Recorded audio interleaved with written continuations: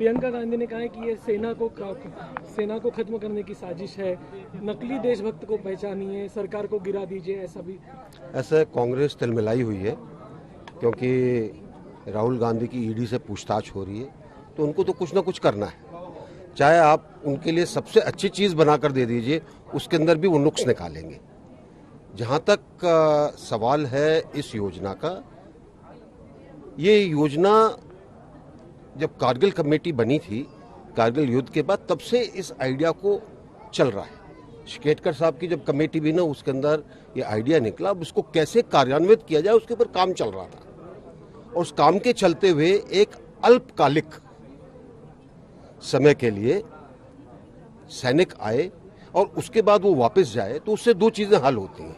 एक तो 30-40 साल से आपको भी याद होगा, एक डिमांड रही है कि युवाओं को और देश के नागरिकों की कंपलसरी मिलिट्री ट्रेनिंग होनी चाहिए। डिमांड रही है, बहुत पुरानी डिमांड रही है। तब हम लोग कहते थे कि भाई एनसीसी है, उससे कर लीजिए, लेकिन वो रहता था कि नहीं, हमको सेना के अंदर ही ट्रेनिंग मिलेगी, तभी जाकर अच्छा रहेगा।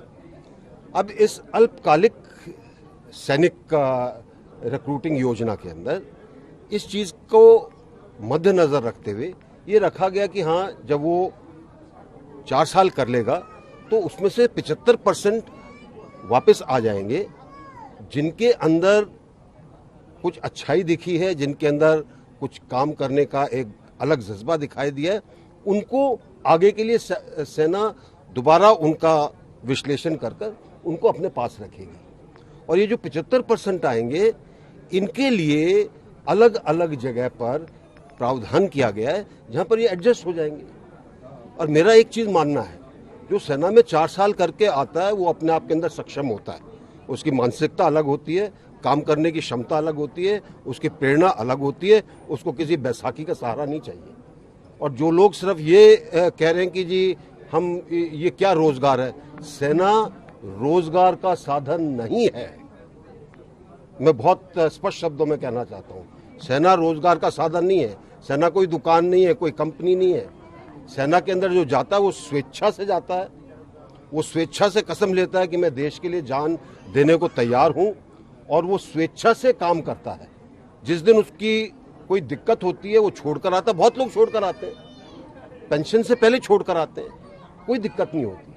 और साथ साथ एक और आलोचना जो सुनने को आती है, वो जी उसकी तो ट्रेनिंग 6 महीने की है, पता नहीं वो अच्छा सैनिक बनेगा कि नहीं। मैं आपको 1961 में ले जाता हूं। हमारा इमरजेंसी कमीशन का एक स्कीम आई, ऑफिसर्स आए, 62 के अंदर वो अच्छे लड़े, 65 तक वो रहे। उसके बाद सरकार ने कहा बहुत बहुत धन्यवाद, अभी हम स्कीम को खत्म करते हैं। उनमें से क्या कोई रोया? क्या किसी ने ट्रेन जलाई? सबके सब जो वापस आए, बिना पेंशन के वापस आए।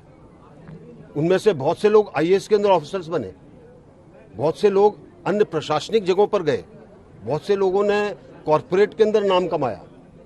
उसके बाद 66 के अंदर हमारी दूसरी योजना है, और उनकी कितने महीने की ट्रेनिंग थी? इमरजेंसी कमीशन सिर्फ 3 माह की ट्रेनिंग थी। उसके बाद हमारी शॉर्ट सर्विस कमीशन की स्कीम आई 66 के अंदर, 5 साल का कार्यकाल था। 5 साल के बाद रिटेंशन का जो आंकड़ा था वो सिर्फ 8 से 10% था। 90% लोग, फौज कहती थी बहुत बहुत धन्यवाद, आपने 5 साल अपने दिए, हम आपके कृतज्ञ हैं, अब आप जाइए समाज के अंदर, जो आप करना चाहते हैं वो करिए। उनमें से भी बहुत से आईएएस में गया, कोई पुलिस में गया, कोई बीएसएफ में गया। उनमें से कोई किसी ने ये नहीं कहा कि जी मुझे पेंशन नहीं मिलती है, किसी ने ये नहीं कहा नहीं ये तो मेरा रोजगार था। ये जो शब्द जो आ रहे हैं सिर्फ एक ही चीज दिखलाते हैं, युवाओं को भ्रमित करने के लिए विपक्ष और खासकर कांग्रेस बहुत आला दर्जे का काम कर रही है। और आज सुबह किसी ने मेरे पास 2 वीडियो भेजे थे, मैं आपसे शेयर करना चाहूंगा। एक वीडियो के अंदर एक युवा बैठा हुआ है पोस्टर लेकर, और उससे मीडिया वालों ने पूछा भाई तुम क्यों कर रहे हो? बोला जी वो तो मुझे नहीं पता, पर मैं प्रोटेस्ट कर रहा हूं। एक और है लाठी लेकर जोर जोर से चिल्ला रहा है वापस लो वापस लो। उनका भी क्या चीज वापस हो रही? बस ये कानून वापस लो ना। कौन सा कानून? छात्रों का कानून वापस लो। किसी को पता नहीं क्या बोल रहे हैं, भड़काया जा रहा है। ट्रेनिंग इंस्टीट्यूशंस को पैसे दिए जा रहे हैं कि अपने लोगों को भेजो। ऑपोजिशन का काम आज की तारीख में एक ही रह गया है, किसी तरीके से सरकार की जो भी कोई योजना है उसमें आलोचना करो, उसको रोकने की कोशिश करो, किसी तरह देश के अंदर दंगा फसाद करो ताकि सरकार का नाम बदनाम हो। सर कैलाश विजयवर्गीय ने एक मिनट सर, रिटायर्ड जनरल्स और वेटरन्स जो है, क्या ऐसे सिचुएशन में उनको आगे आके इस चीज को अवेयर करना चाहिए पब्लिक को? क्योंकि देखिए, मैं veterans में भी थोड़ा एक चीज मैं बताता हूँ, मतभेद है। ना मैं फौज में अब हूँ, ना कोई वेटरन फौज के अंदर है, ठीक है। हम लोगों का काम है, कोई हमसे पूछेगा तो हम मार्गदर्शन देंगे, लेकिन उसके बाद हम इंसिस्ट नहीं करेंगे। अभी जो सेना के अंदर नौकरी कर रहे हैं, अब उनका दौर है, उन्होंने सेना को संभालना है।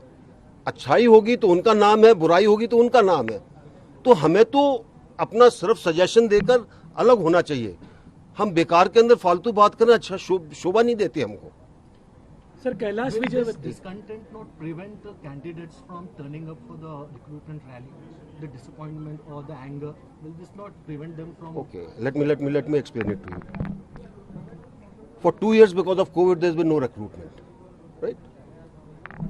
This point came up. The government has said that 17.5 to 21 years was the scheme. Now we are making it 23, which means that a person can come. He can, if he has missed out those 2 years, he can still be eligible to participate in this. If he wants to come, he can come. And this is a voluntary scheme. Indian Army is a voluntary army. We don't conscript soldiers. हमारे यहाँ अनिवार्यता नहीं है, जिसको आना वो आए। अगर आपको नहीं लगती अच्छी स्कीम मत आओ। भाई आपको बोल कौन रहा है आने के लिए?